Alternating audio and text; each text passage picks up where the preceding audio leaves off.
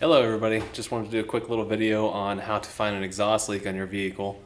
It doesn't really matter the make or the model, you can probably apply this to just about anything. But I have seen this on other YouTube videos, so I'm not claiming to be the originator of this, but I just wanted to show you guys how I do it.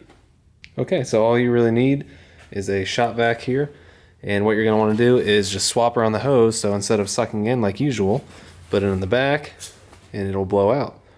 And you also might need a glove and maybe a couple zip ties. That way if your car has dual exhaust, you can block off the other pipe there and it won't blow right out the tailpipe. Okay, so of course what you want to do here is take that hose, put it right into the muffler there, secure it however you can. You might have to use some duct tape or something. And then take your glove. For me, I have dual exhaust, so just plug that exhaust pipe right there and zip tie it on there so it doesn't blow off. And you should be able to turn it on and test it out. Just like that.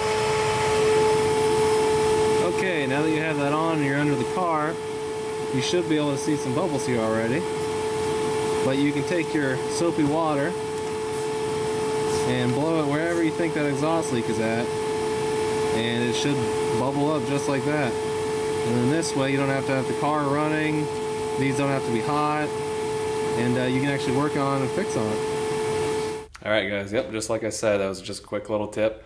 Hopefully it helps some of you guys out. But if you guys want to see this Camaro here start, it's just got a 350 with a Holley Sniper EFI on it. I'm going to put a link up above to the video I'm going to post with this. And if you guys would like to go check it out and see it start, head on over to that video. Thanks again for watching.